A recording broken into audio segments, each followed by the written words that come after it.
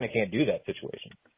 And that is exactly true. And it really sucks because you take someone like Anderson Silva, to me, who's one of the most entertaining. I'm not saying he's the greatest of all time, clearly, but he's one of the most entertaining fighters of all time. And I'd love to see a prime Anderson Silva versus a prime Izzy. You know, like you're saying, think about that. Like Anderson Silva was way over the hill, and he still went to decision with Izzy.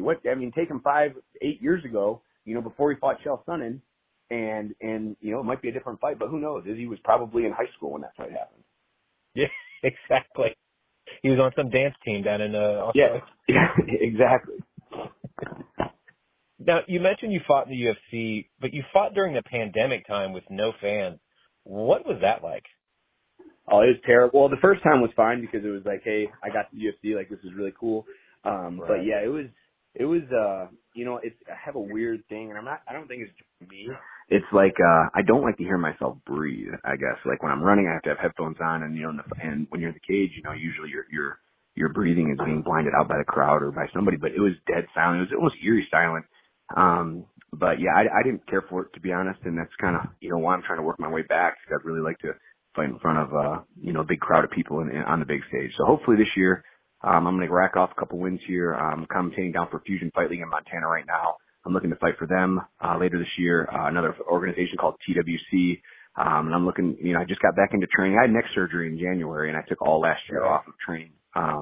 So I'm just looking to, you know, knock some fights out and see if I can get back to the big show and make a little bit of money and get the fuck out of this sport, because I'm getting old. Well, you've kind of already started to transition when it comes to being a coach, because you're a coach out at Extreme Couture in Vegas. Yes. How did that was it something that just happened overnight, or was it just like transitionally you were already like helping people already and they were just like, you want to be a coach here? Or I guess walk us through that.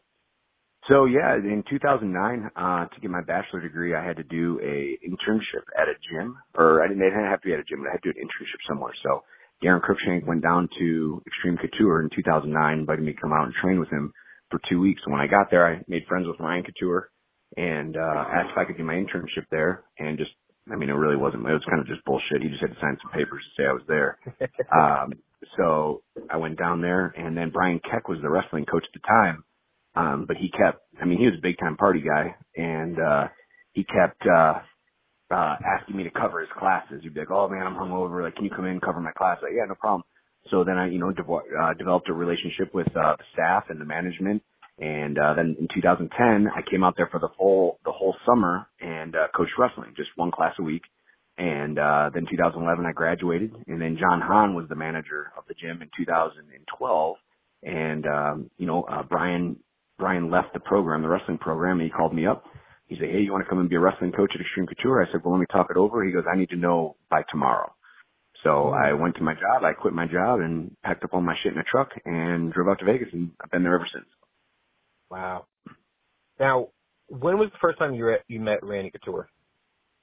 The first time I met Randy was he was actually training for, I think he was getting ready for a fight. I was either Brock Lesnar or might have been Mark Coleman. I can't remember who exactly he was getting ready for, but yeah, it was relatively intimidating, being 17, 18 or 18 years old, training next to Randy Couture, training next to, Evan Dunham, Forrest Griffin, Jay Haran back in the day, Tyson Griffin. We had a great mater. We had a killer room in like 2009, 2010.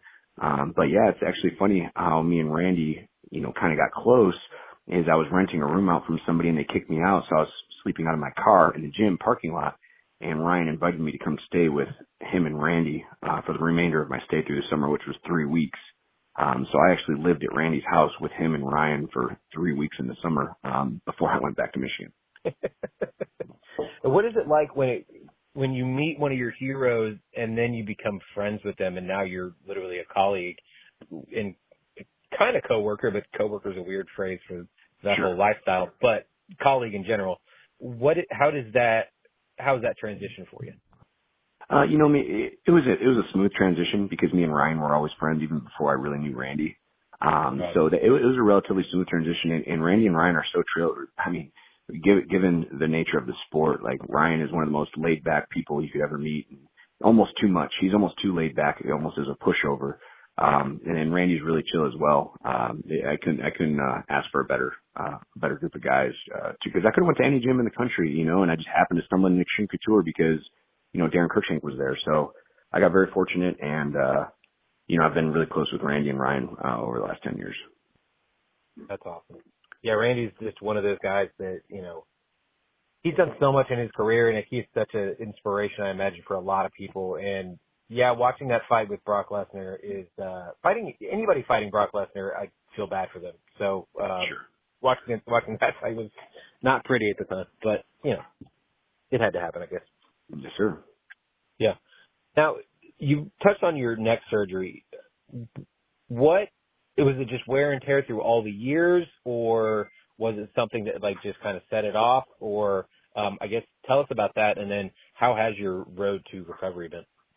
You know, nothing really set it off. I mean, I was getting ready to fight Julian Lane last year, and I was sparring Jordan Christensen, who fights for Fusion Fight League tomorrow night. And I just had a couple bad rounds with him. He was beating me up a little bit, and you know, I went home and I went to bed, and I woke up in the middle of the night with like the worst pain in my neck, shooting down my arm. I thought I was having a heart attack, and I admitted myself, and then they just said it was a severe nerve injury, and that I had to do PT for 6 months. So I did PT for 6 months. Didn't work. I did a couple of injections, steroid injections in the neck, didn't work. So finally, you know, I just had to go into the knife, got the knife taken care of in January, and you know, I'm just on my road to recovery right now. Now, did they like fuse discs, or how did they work? No, it's a full disc replacement 6 to 7. Oof. Damn. Yeah. What yeah, believe it or not, it was an easy recovery. I mean, I would rather have that surgery again than no surgery again. True. I mean, at being a amateur wrestler the way you were, I imagine your neck was already strong. So do you think that you probably had this for a while and didn't realize it? Yeah, and that's what he said about the MRI. It was just kind of the straw that broke the camel's back kind of situation. And yeah, it was just, you know, years of wear and tear, and eventually, you know, everybody in this sport, if you've been wrestling for 20 years, is gonna have to get some kind of fusion or replacement done. The discs in your neck and your back just aren't made for that kind of wear and tear for 20, 30 years at a time. True. Now, when you first got back into the gym after your surgery and started training, were you still kind of apprehensive, or were you just kind of chomping at the bit? No, I'm still, even now, I'm only into my 3rd week of training, and I'm still a little apprehensive, you know, especially with the wrestling, you know, on certain techniques that I'm still not really firing through, just because I just don't have the confidence to do it yet. But all in good time, you know, by the time I fight I'm hoping to fight in May, June, July, somewhere in then, or fucking every month, I'll build that confidence back, and I got a good team of coaches and a good team of training partners that will assist in every way they can to make sure I'm ready to go. That's awesome. Yeah, I imagine that could be pretty scary. So I'm glad that you are on this side of it and actually feeling good and, you know, still getting back to working out. Absolutely. Now, you have the nickname Guitar Hero. I imagine it's because you are an avid Guitar Hero professional, or how did the nickname come about? Just a drunken college dare, and I did it a couple times in like 2010, 2011 as an amateur, and you know, and then when I got to the UFC as, you know, my UFC debut, that's just what Bruce Buffer announced it. It was very unexpected. It wasn't planned. And then when he announced it, it was relatively surreal because I haven't heard that name in, you know, 10 or 12 years. So it was pretty funny. But yes, one of my amateur fights. I mean, you can look at my Instagram after my UFC debut. I posted a picture of it. But yeah, I jam out to my Guitar Hero, and I'm rocking down to the cage. And yeah, I used to try to do like gimmicks and stuff because honestly, early in my career, I was a really boring fighter. I would just take guys down and try and, you know, rear naked choke them for probably my first 20 fights. That's all I tried to do. So I needed to have some kind of gimmick to get people excited to want to see me fight, because I wasn't knocking people out yet. So that's kind of what I was doing. I'd put on a show as I'd walk to the cage and stuff. So yeah, that's kind of how the Guitar Hero became alive. Now, did you have a go-to Guitar Hero song? You know, I used to back as I played a lot in college. But I can't remember any of the songs. I mean, I haven't played Guitar Hero in probably fucking 15 years. Okay. I wasn't sure if it was still something you put in your repertoire on a regular basis. No, there's actually what I am going to do, and I was talking to Chris Cale. He's a musician for Five Finger Death Punch, and You know the song Jukebox Hero, I want to change the wording to Guitar Hero but have the same song, and I think that would be really awesome as a walkout song. What do you think, Jim? He doesn't know. Guitar Hero. You know, I see it. I hear it in my head right now. You hear, yeah, Jukebox Hero, Guitar Hero. Yeah. The stars right there. In his eyes. Yeah. But yeah, I need to find somebody to do that for me. I guarantee there's somebody out there that would be like, yep, sign me up. Oh, hell I'm here for it. Yeah. Yep, absolutely. Now, what does a normal training week for you look like? Well, it depends if I'm getting ready for a fight or as of right now. Getting ready for a fight. Getting ready for a fight, typically, let's see, I'll probably do like, maybe, I mean, it really just depends on my clients and my work too, but I usually get like an hour of drilling. If I'm working with Roman, we'll do like 30 minutes on the mitts and, just kind of just a light little flow, more working on technique, and same thing with grappling in the morning. And then in the afternoon, you have pro practice at 3:30. And, maybe, if I'm getting ready for a fight, I'll hit pro practice, then I'll walk on the treadmill for an hour or so afterwards to get some extra calories off. And, honestly, it's a really simple equation. It's just, wash, rinse, repeat. Wash, rinse, repeat every day. So, hour or two in the morning, hour or two in the evening, and just be consistent, keep showing up. Yeah, sure. Now, you fight at featherweight and lightweight. What weight do you normally walk around at? Like right now I'm 185 pounds. But yeah, lightweight I feel the best at, but unfortunately with the evolution of the sport, everyone's getting taller and everyone's getting bigger. So that's why I went down to featherweight. Even at featherweight, I'm really not that tall of a fighter. I'm only 5'7". So, it's, even then, maybe, I won't off on my toes though. But, it's, I feel the best at lightweight, but, I have to figure out how to get down to featherweight a little easier.